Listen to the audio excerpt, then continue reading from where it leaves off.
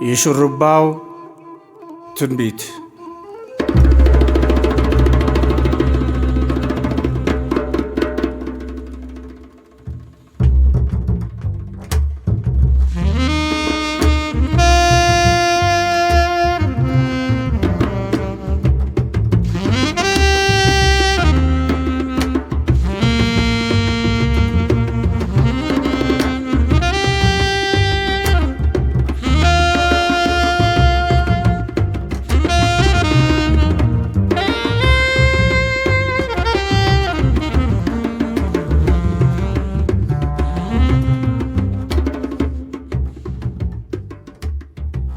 የብርሃን ክንፏን ፀሐይ ሳትሰበስብ ወርቃማ ጨረቃ በጥቅሻ ሳትሳብ ነጭ ደመና ላይ ክረምቱ ሳይጋልብ ምድር አደራዋን አልጋ ላይ ልትከምር ገብርዬ ፈረሱን ከጋጣው ሊያስር 2 ሰዓት ሲቀር ጎንደር ደብረ ታቦር ንጉሡ ቴዎድሮስ በተዋቡ ቅፍ ጸጉሩን ይሾረባል፣ ጸጉሩን ይገመዳል።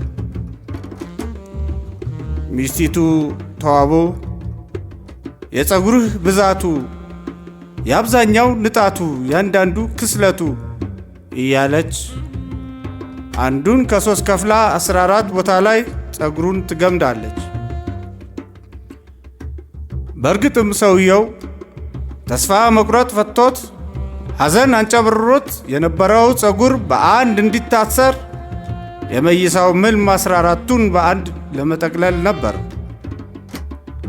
ተዋቡ ዋርካ ተደግፋ ቴዎድሮስን ታቅፋ ካስመሳይ ወታደር እጅጉን በሚሻል በታጠቅ መተኛት ውስጧ እየተከፋ ታወጋው ጀመረ። ተመልከት እንግዲህ ሕልምና ጸጉርህ ሲመሳሰሉብህ 3ቱን በአንድ አሰርኩት፣ 3 አድርጌ 14 ቦታ ላይ ከፍዬ ገመድኩት። ግን አለች ተዋቡ። ግን ማለት ምን ማለት? መለሰ ቴዎድሮስ። ከግንባር ጫፍ ላይ የበቀለው ጸጉር አልቋጠር ብሎኝ ሲታሰር ሲፈታ እጅግ አደከመኝ። እናም እንቢ ባለው ጸጉር በትግል ባሰርኩት ሕልም ሐሰት ሲሆን ጥቂት አስተዋልኩት። እንዴት አለ ካሳ ፊቱን አኮሳትሮ ግንባሩን አጥቁሮ። መለሰች ተዋቡ። ከዘመን በኋላ ከእንግሊዝ የሚቆም የዮሐንስ ምክር መሰለኝ ያ ጸጉር ሲታሰር ሲፈታ ሲበጠር ሲበተን ሲገመድ ሲነጠል አንተን ሲፈታተን ሕዝብን ሲያጋድል ፈውስ ነው ተብሎም ደም ይሆናል ጠበል። ደግሞም ታላቅ እውነት የጸጉርህ ጉንጉን የሹርባ ትንቢት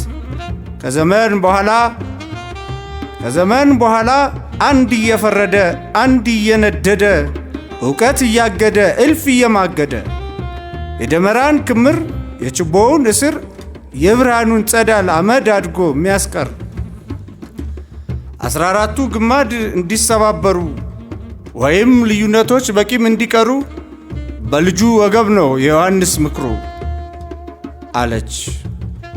አሁን ዘመናት አልፈዋል። የብርሃን ክንፏን ፀሐይ ሰብስባለች።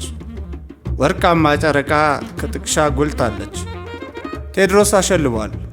ትንቢተኛ ሚስቱም ጥልቅ እንቅልፍ ይዟታል። በነጭ ደመናም ላይ ክረምቱ ሰልጥኗል። የገብርዬም ፈረስ ከጋጣው ላይ ጠፍቷል።